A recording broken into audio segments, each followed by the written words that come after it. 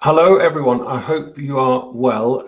For people here in England, at least, it's bank holiday weekend, and it's my second live video at the end of the week that I'll pin to my profile, so you can watch it over the weekend if you want to, rather than me recording these on a Sunday night, which is not good for my mental health or workload. So this week, what I'd like to do, everyone, is talk about social media tips for teachers and schools. Now, I'm going to talk, quite a broad range of things, 10, 20 minutes. So pause, play, watch it when you want. I'll talk about Twitter. I'll talk about my own kind of experience as a teacher using social media in the classroom, as a leader for marketing, recruitment, and life as a blogger, I suppose. So I shared this with the school earlier this week, a school based in London, and I always get really excited when someone asks me to kind of help their school improve their social media game, I suppose, for marketing, recruitment, admissions, etc. And I think with all these free tools around us and us all connected to technology, there's no excuse. So here we go. So I've got kind of 5 things that I want to go through, I suppose. Those are managing reputation. So I'll show you a bit of research first, talk about kind of managing your own and school reputation. And it's a broad thing, so I'm just going to give you a kind of whistle snap tour here. Identifying a focus. If you're using a channel, what is your focus? We all go through our own ups and downs of social media, me included. Some strategies and tips for yourself, for you, if you're in a school leadership position. I'll share some of the research. I'll maybe dip into some of the research I'm doing for my doctorate. And I'll show you some of my favorite platforms, which has allowed me to kind of grow my own audience. And right at the very end, if you're interested and you need a kind of social media plan for yourself, if you want to kind of raise awareness of, the amount of people that ask me for raising awareness of a campaign, a product, an ed tech, a book, a blog post, whatever it is, I'll kind of share some ideas as we go through. So send your comments through on the chat box if you're watching live. On Facebook, YouTube, or on Twitter. So let's get started. First thing I want to talk about is this great piece of research. So this is from, let me just open up the link, it's over here. Children Online Activities, Risks and Safety. And this is from 2017 by the British government. There is not anything, I've searched an update for this, there's nothing been published since. And if you just look here, and obviously, going through the pandemic still, all the kind of issues with school and home and technology for children to carry on with their schooling. I suspect this data is very obsolete, but it's the latest I've seen in terms of devices. Broadly speak, about 9% of homes still don't have broadband connection across the UK. So still a lot of people, perhaps children, without that connectivity. And just behind me, I've got a great device, actually, a little Wi-Fi hub that connects 30 kids' laptops in a classroom, which is great. So I'll talk about that on my channels last week. Anyway, I digress. So you can see here, if you're watching in the UK, the purple line, again, the data's from 2017. And this one here, where do children access the internet? So most will do this at home. This one's really, really interesting. I'm going to just put this full size. Let's just put that a bit bigger. Let me just make sure you can see that. Yeah, so if you look there, you'll see. So my son is 9 years old. So if you look in this kind of, band here, I suppose, and again, 2017, but 12 hours a week before the pandemic. So how long is your children, your school children, or your own child online? We're all connected to a device in some shape or form, in our pockets or what have you, sit in front of a desk like I am now. So some really interesting data. I'll show you one more, which I think is really interesting for parents and teachers. If you look at this one, what are your children doing online? So let's go to my 9-year-old boy. So we're looking at this side of the chart here. The blue line, he's playing games. Yes, he is playing games online. Trying to think, Rocket League's his favorite one at the moment. Watching video clips totally on YouTube, not so much on Netflix, not allowed on TikTok, etc. Homework, kind of hit and miss. We kind of stick to paper more often than technology. Obviously, that's different through lockdown, but now he's back at school, more back to basics on paper. Listening to music, he doesn't really do that. I mean, I'm talking here about my own son, but you can kind of see here, 16-year-olds, they're listening to music, playing games, pink, social networking, yellow, next, messaging friends, red, watching video, and then green, they're doing their homework. So again, 4 years old, the data, but there's been nothing published from the UK Council on this topic. I know there's lots of other organisations, but this is one I've gone to in terms of children online. And you can see where they are. So some food for thought. Anyway, let me just come out of that slide. You may or may not know that actually the UK is world leading in the online harms white paper to hold social media companies to account. So if you're watching here in the UK, you'll know that all our sports, I'm not sure if it's all sports, but I definitely know it's the footballers who are, tackling racism by logging out of their accounts to try and push social media giants to tackle racism, but maybe also start to get to a place where we ask people to verify their details beyond a phone number or an email address. I can still set up a Twitter account without those details. I can have an email account, but that's it. And I can create a fake one. And I can log in and I can hurl abuse at you online without any accountability.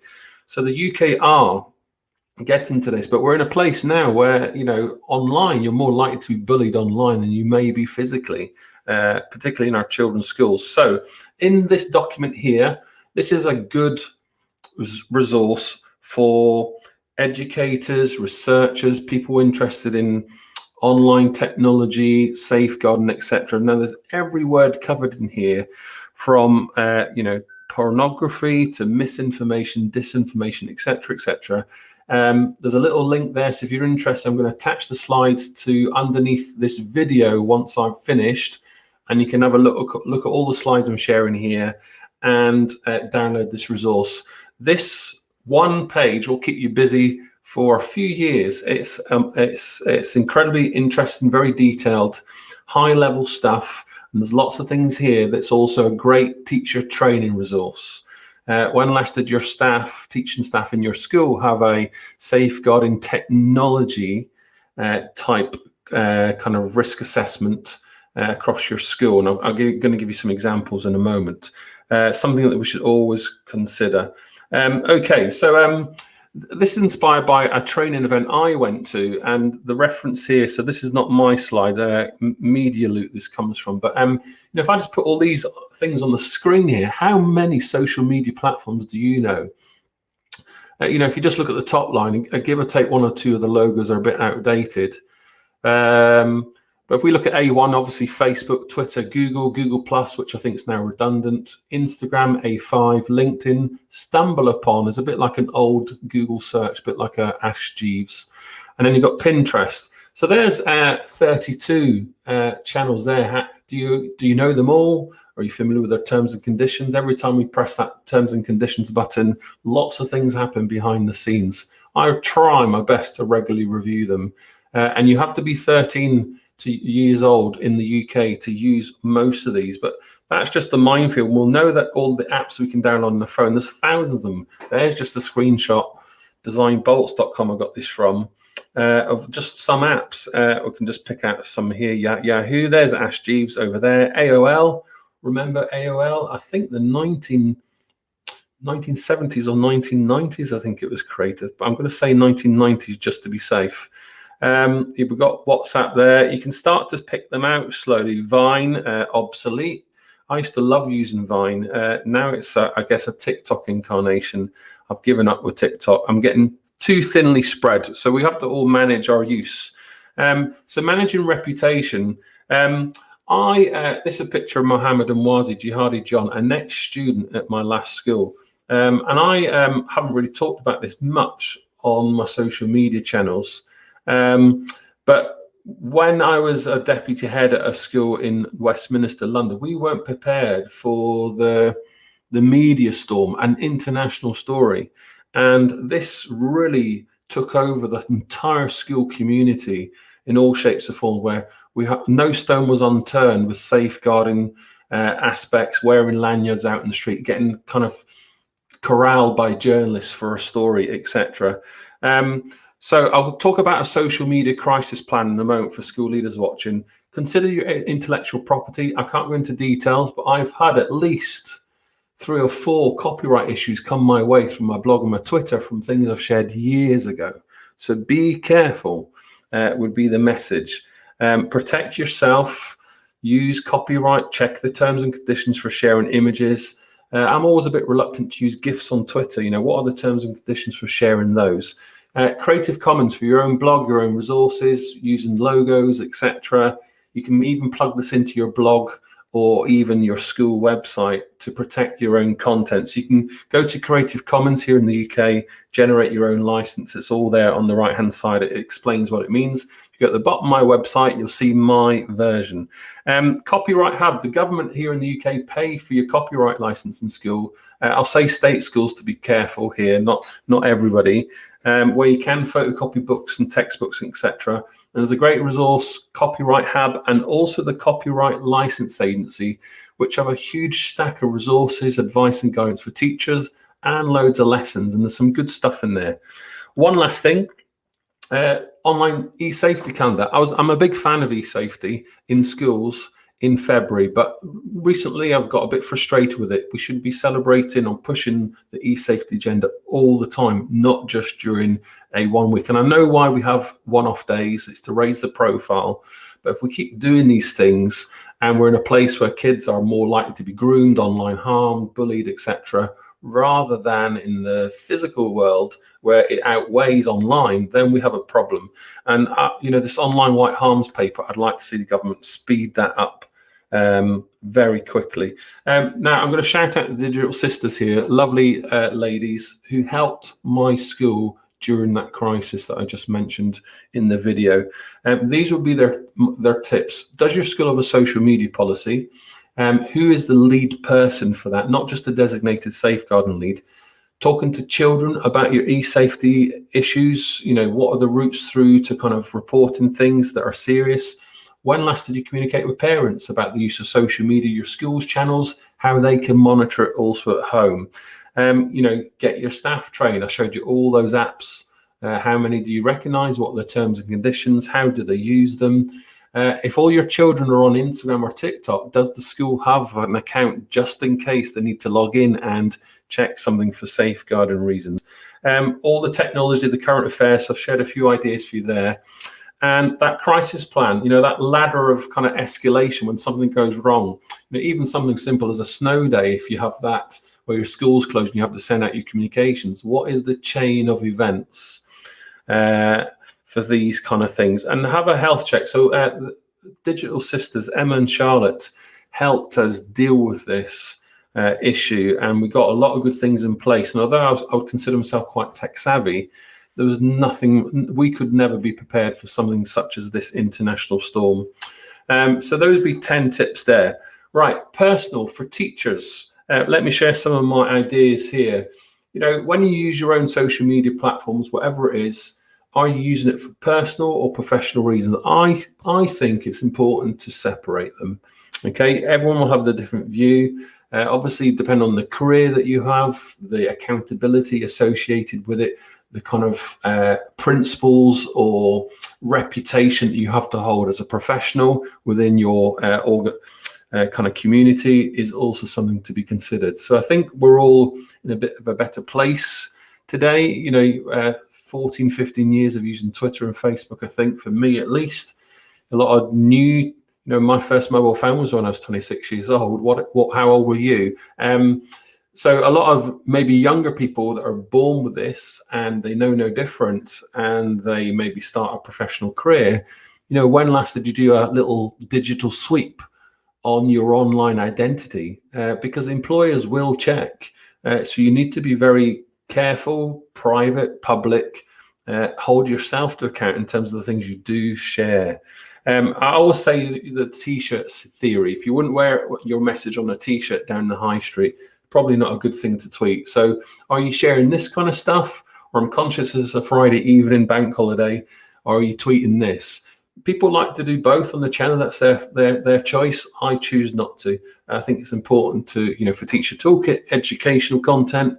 You want to go to Ross McGill and see me post a picture of a beer, then go there, but it's separate. Okay, so your choice, you decide. So I think often about how my audiences ended up being so such big as it is. I kind of think of these types of things. Now, I'm a design and technology teacher. I guess I've learned to brand myself over the years, be consistent with those things, and use that kind of logo evolution on other platforms, and try to hold myself to account, try to talk to people online, not just push stuff out. Growth comes through conversations and good ideas filtered to the top. So a lot of people who know me will know that I spend a bit of time sharing ideas with other people, supporting people behind the scenes, not just publicly. When I can, I have a full-time job too, but I try to share. This is my first blog. I look back with this in horror. 2007, I started Teacher Toolkit blog, place to just diarize and reflect for myself. And then you'll see there after 3 or 4 years, it's an old screenshot, but it reached about 30,000 followers. And then I moved it to WordPress. So this was on Blogger. There's my WordPress site. I think this was about 2015. And then, I think it's 14 and a half, nearly 15 million visitors, which is crazy. I just looked at the stats this morning, actually. I've yet to reach teachers in North Korea, no surprise. And I can't remember this island, but this one at the top here, not that I suspect there's not much human activity up there. And the Democratic Republic of the Congo, but no surprise. You can see how my logo's evolved. So a little caution here, keep calm and carry on was my first Twitter logo. As it got popular and my account started to reach 10,000 followers on Twitter, I started thinking, right, copyright. Always thinking about copyright in my life as a design and technologist. So I soon changed that, and you can quickly see why the red changed to that red logo here. And that was a picture of me in my suits like this, my brand new suit for a new job in a school leadership position a long time ago. And that was the logo, a bit of really poor editing. And that's how the logo evolved. Same with the banner. But that's what it is at the moment for today. And I suspect it'll change again. But you can kind of see it's consistent. It's the same on all the channels. I guess where I am now, I've got recent invites to join Clubhouse and whatever else, and TikTok. There's a danger can be really thinly spread. So tips for schools as well as individuals watching, be cautious how many channels you have. You can't do them all. And I would say that, I'd probably spend more of my time on Twitter. I think throughout the whole lockdown, I've put a lot more content on YouTube, and I can see that audience growing. And I'm probably enjoying that at the moment because we're doing a lot of videos such as this. So Twitter's my thing. I'm really starting to get into Instagram. I guess it's a bit seasonal or different moods. LinkedIn, Pinterest, not so bothered with at the moment. And I know people are watching on Facebook. I have a love and hate relationship with Facebook. Anyway, school examples. This is one of my old schools, Greg City Academy. I actually set up their Twitter account in 2012. And it's great to see it still ticking over. So school in North London, near Tottenham. And actually, thinking about growth, they tell stories. Good content, good stories. I won't play this, so I'll skip the slide if it automatically plays, but they are an inner city high school with a national award-winning sailing team. And this little video you can find on YouTube explains their journey, and it's shared through the social media channels. All schools have great stories to share. And I think a way to grow an audience, to attract admissions, parents, potential teachers to work in your community is share stories through online, because we don't have that human contact that we would necessarily have through a text message or a tweet or whatever else. So I'd really recommend that. This one here, a shout out to Panda Media in West Yorkshire, actually, who came down to London and did this marketing video with us before our social media crisis. And we got a drone and all sorts, so fabulous footage, really artfully produced. So watch it, it's on Vimeo. or if you want to watch the link or get in touch with me and think about how you might market yourself as a teacher or a blogger, or as a school and you want to do a marketing video for admissions, I've got lots of recommendations I can give there. Right, I'm just going to come out the slides, just going to check where I am at with my stuff. What I would like to talk about now is a little bit of research and just general tips for teachers. And I think there's lots of things that also schools can use also. So I'll just remind you of this. Make your kind of Twitter or Facebook or Instagram IDs easy. It's either going to be your name or it's going to be something like Teacher Toolkit. The reason I use Teacher Toolkit is teacher and toolkit, design and technology, teacher tools. So it made sense. And then it slowly evolved into giving teachers tools in my life as a teacher trainer. And that's become the name I use everywhere. To a place where people now know Teacher Toolkit, but they don't know me, which is an interesting thing. So that's those tips again for you. Here's just behind the scenes on Twitter. So you can all find these on all your channels. Look at the analytics, look at the engagement if you're interested. See if you want to grow an audience, see what works. I started with one reader, one follower. It wasn't the purpose I did it. I wanted to reflect. Someone gave me feedback beyond my work. It felt reassuring. It felt affirming. It was nice or kind of support and challenge under a kind of critical friendship structure rather than that personal relationship at work without the baggage. And you start to develop lots of good quality online friendships with caution if you use your channels for professional reasons. Of course, you got your personal stuff as well. But I look at my Twitter a lot and kind of see how it changes, demographics, content, same with websites. Throughout the whole pandemic, last 12 months, between 5 to 10 million impressions on Twitter per month. So a huge number of people. So again, if you're using a school account, you should be looking at this data to see if it's worth the effort. Value for money, so to speak. And you get tons of stuff in here.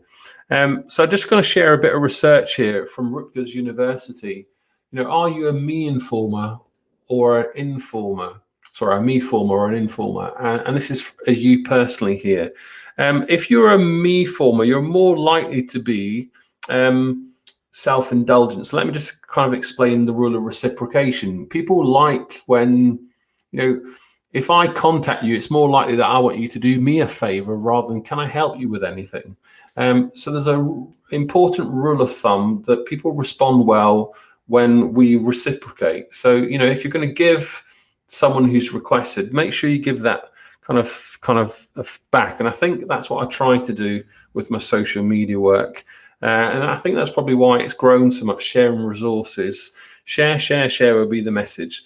So me informers, people that probably don't share, retweet me, please. There's actually an academic term called the Kardashian effect. And, Kim's got, bless her, millions and millions of followers. And there's lots of other people like that now as well. But she's now, because of that voice, because of that authority for social media audience, they're then asked for their views on other topics, which may not necessarily be their expertise. So you can kind of see the kind of self-indulgent type approach here. And I wouldn't say put necessarily Kim Kardashian in this, but there is kind of some correlations to this research in that respect. Informers, and I probably attribute my growth. I've done the other one a little bit here or there, let's be honest, but focus on sharing ideas, building content, over time, analyzing, seeing what works, sharing resources, giving shout outs, love this school, love that teacher's piece of work. Here's a great book by so-and-so, retweeting other people. The retweet one, I get hundreds of requests a week. So I no longer can do them because if I retweet everyone else's content, my stuff gets lost. So I really think it kind of changes seasonal with me on at least my Twitter channel. So what I think is engaging, these are obvious in some respects and they'll work very different on different channels, but I'm talking about Twitter. What I see works, and watching this in other people also from my doctoral research, is an interesting hook or question, thinking about spacing in terms of the visual, add in emojis, add in the hyperlink, add in a key hashtag, and an image or a video, and you get lots of data in terms of what works if you're interested. So it's important. So think of it, school marketing perspective, rather than just a standard tweet, a little kind of bit of thought, using scheduling tools to reduce that workload. All these kind of things will help you. I really like this book, Twitter Power 3.0 by Joel Comm and Dave Taylor. There's a few basic things in there, people getting to grips with Twitter, but there's some good theory and philosophy, and I like this. So I've just put them on the screen there. People might like you for your ideas. They then start to know your content. They might refer you to a friend to tune in and read Teacher Toolkit. They then start to trust that you are a source of authority, you're wise, you'll give them feedback, whatever it would be. And that buy-in, not necessarily buy a book or buy a training event, but they'll buy into you, so they'll download the resource, so to speak. In the physical world, if I was a cold caller and I knocked your door and said, I'm from, no disrespect to Battersea Dogs, I love Battersea Dogs and dogs, but if I said, I knock your door, I am from Battersea Dogs Home, would you give me £2 a month to sponsor a dog?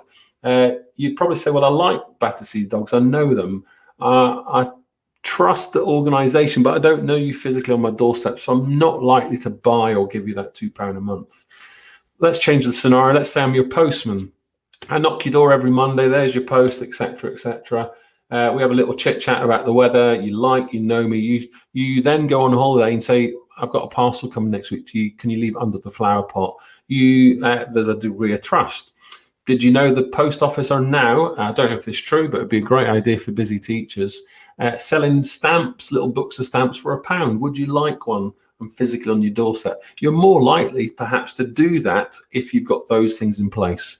So Battersea Dogs Home versus Postman Story, you can kind of see this thrash out in a relationship physically and how it might shift to an online. So I associate my Teacher Toolkit growth with maybe these principles. And that fourth one, for people that want people to retweet them, download the resource, buy their book, read my blog, whatever the buy-in is, and it's not necessarily a monetary thing, those other things have to be in place. And we often move quickly to a new relationship when it's referred by someone we know and trust. Okay, so they would be my really top tips there for growing an audience. Little things, no surprise, kind of clickbait theory here. Stick a number in the title, you'll see all these over my blog. 10 ideas for whatever it would be. Really good, easy way to make things manageable for people's cognitive load, working memory to digest. Also a good way to structure a blog post. So I do this all the time. So I guess if you're a teacher or a school leader writing newsletters, I'd recommend 10 revision apps, top 10 revision apps, 5 great training events, 4 podcasts to listen to, 7 top tips for parents helping students with dyslexia, whatever it would be, and how-to guides. They're always a winner for content. So again, these are personal views, but you want to think about private versus public, personal versus professional, as I've already mentioned. The T-shirt theory, it's a Friday night as I'm recording this, tweeting after a glass of red wine. Do it with caution. Modeling good social media to your own children as well as children that you teach. Be clear about your purpose. Teacher Toolkit. Occasionally, I get dragged into a bit of politics, education politics. I try not to talk about just general politics because otherwise people aren't going to tune in. If I start talking about gardening on Teacher Toolkit, because I do on my personal Twitter account, then people might not tune in, or maybe they would like to see some authenticity. Who knows? But I try my hardest to separate those. So you need to make very clear the purpose of your personal, or if you're managing an account for an organization. Photos, passwords, terms and conditions, all the usual things. My followers and connections, probably every 3 months I look on all the channels and do a little bit of a kind of digital clean. I think that's important because relationships change, your life circumstances change, terms and conditions on these platforms change, and some things happen automatically without your awareness. So it's just good to keep checking. And actually on Facebook, they do now have, I don't know what the kind of official term is, but if you pass away, and that's likely to happen at some point, someone can manage your account on your behalf. Whereas I think historically, your account was left there online permanently, and no next of kin could go in and manage it, send a message, or close the account. So I don't know what happens with Twitter, but I know that's the thing on Facebook now. Okay, so let me just plow on. Voice automation, got a microphone here, dictation. I use this on my phone, on my computer to automate. I've been doing it 10 years, which is probably why I've written so much content. I'm not going to do a demo now. I'll just keep it on the video. But these are some of the apps that I've used. There's millions of others, but you've got, your kind of Google, Siri, Alexa type stuff. Evernote, sync into the cloud. Google Docs is free. If you go into tools, voice typing, you can use the free platform there. And I know lots of teachers throughout the pandemic have been using Mote for voice audio feedback, as well as Kaizena to leave voice notes on children's pieces of work. I use Drag and Dictate, been using it 10 years, inspired by one of my old head teachers. And it's artificial intelligence. It gets more sophisticated each time you use it. It learns your accent from your voice, punctuation. It's brilliant for writing blogs very quickly and books. And that's my go-to. So I'm going to skip these couple of slides. Nearly finished, everybody. Some tools I would recommend. TweetDeck, Hootsuite. This is free. In fact, let me just load mine up for you. Let's just stick this up on the screen. So instead of me just going to Twitter where I see one channel, I can see, let me just switch that so you can see a couple of messages and things like that. I'll just ping that over to Teacher Toolkit. That's my Ross McGill account. Okay, let's see if that loads up again. Let's try that again. So TweetDeck, what I love about TweetDeck is you've got all your channels there. You can schedule tweets and you can move all these different columns. So this is my home feed. This is my personal Twitter, what's public. These are all the notifications, follows, likes, etc., messages, trends across the UK, which is what I'm looking at any point for my doctoral research. People that mention my personal account. I've got things that I'm interested in, Ofsted, my book, titles, 5-minute lesson plan.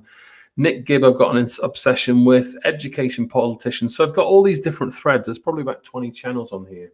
If you manage multiple accounts, if you're working for an organization, TweetDeck, Hootsuite's a great place to start. So I'd really recommend that. I use Buffer, and I've been using Buffer to get my life back. So I'd probably say maybe half the stuff I publish on Twitter, Facebook, LinkedIn is pre-scheduled so that I can get on with my life, go and do my day job, travel, etc., while things are shared. And you can always tell through short codes when things are automated.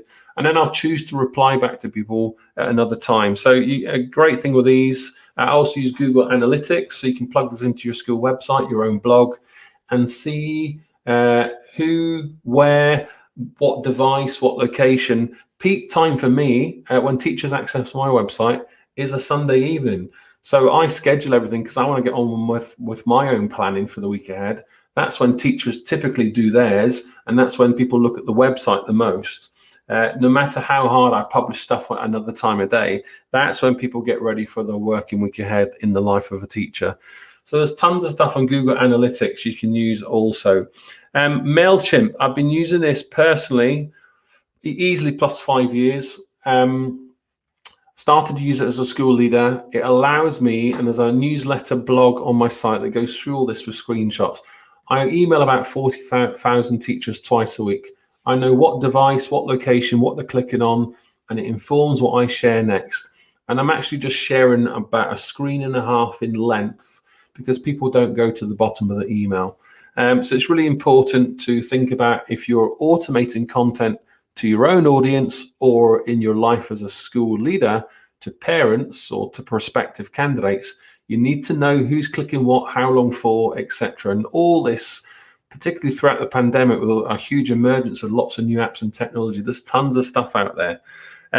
What I love about Buffer is you kind of schedule stuff. Just looking at some of the stats. These are old screenshots from behind my website. So just lots of little tips here. If I could share a little kind of social plan, I suppose, and I've got a little action plan here to finish.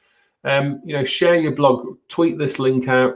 Did you know XYZ? Number 2, have a read at this. Number 3, here's a podcast recorded. And you might do this over a day, a week, or a month, depends on your own workload and how much you want to share content. We all know that content, there's an abundance of it. Most content doesn't go beyond a kind of wider spread. Very rarely do things go viral. Most things are missed by your connected audience anyway. So you want to think about when is it good for you, or if you're scheduling things for other people, which is something that PR companies constantly worry about, and dare I say schools, then you might want to think more strategically about your content strategy. 4, I might say, go and follow XYZ over here, great resource, rather than just always me being self-indulgent, read my stuff. I share and give back. I recommend a book or a website or a podcast, and I follow it. And then that number 10, I might say, buy my book, come on this training course. So I kind of spread out the messages. And you might want to do this on a daily basis. So there's a little kind of grid, a weekly or a monthly basis, and checking lots of different things. And, all my life doing action plans. There's an action plan document here. So if you're interested, I can send that to you. If you want to use the template for a social media strategy, or you just want a great template for an action plan. So I'm just going to finish, everyone, and wish everyone a happy bank holiday weekend. I'm logging off. I'll be back next Friday with a live stream video on revision strategy. I'm going to give people a little insight into my latest membership resource. These are my top tips for individuals watching and for schools and the school leaders that are running these social media accounts. Social media plan, don't leave it too late if a crisis happens on your doorstep, newspaper story, whatever. Involve all the community and your governors. Have that plan in place to manage reputation. iPad, taking pictures of kids' work, putting it out on your channels, sharing good content. There's tons of stuff to share, and let's outweigh those negative potential stories. When last did you Google your name? When last did you Google the school? When last did you look at all the videos online and see what the Google reviews say about the school or you? There's no hiding place for any of us. So we have to manage it. And I do know people that act proactively don't engage with any of this to kind of protect themselves, I suppose, mental health and reputation. There's loads of health checks you can do, loads of award systems, loads of resources, analytics. They're all on your channels. No harm in having a little dip in. Develop a calendar when you share stuff if you're working on behalf of an organization, and use all the tools and use the people around you and your connected network. I guess I'll finish there, really. Just some things I'm working on, I suppose. If I just show you a quick example, and I might just drag this over onto the screen. So if you just bear with me, I'm just going to kind of show the stuff that I'm going to write up. I'm conducting a social media network analysis of teachers, educationalists, people on Twitter. So I'll give you an example. Let's see. Okay, right, here it comes. I hope this works. Let's just put one up on the screen. Okay, so I hope you can see this. I'm just going to come out my slide and check just to finish. Yes, you can. Okay. So this is one example. This is a social media network analysis map of the hashtag Make Schools Safe, which was a campaign by the National Education Union in March 2021. Here is the kind of key group, and all these little individual images represent an account, whether it's an organization or an individual. All the lines are the connections between the nodes. So the account is called a node. And you'll see all the G1, G2, G3, these are subgroups. So they're almost identified as key influencers driving the conversations within their own little communities and how content ripples across a social network. And what I'm trying to do is research a little bit deeper who they are, what makes things go viral on Twitter. Sentiment analysis is the kind of keywords that are used, the frequency.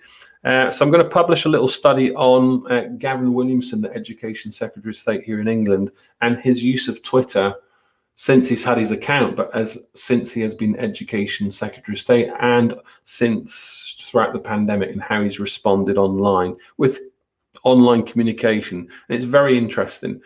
So that's where my head is at the moment. I suspect it will change in the future. But yeah, I'm going to finish it there, I suppose. I hope you have a good weekend. Thanks for watching. Apologise, this has been slightly longer than I planned, but hey ho. There's loads of tips there. I hope you find it useful. I'll ping the slides under the video once it's pinned on Twitter, on Facebook, and on YouTube.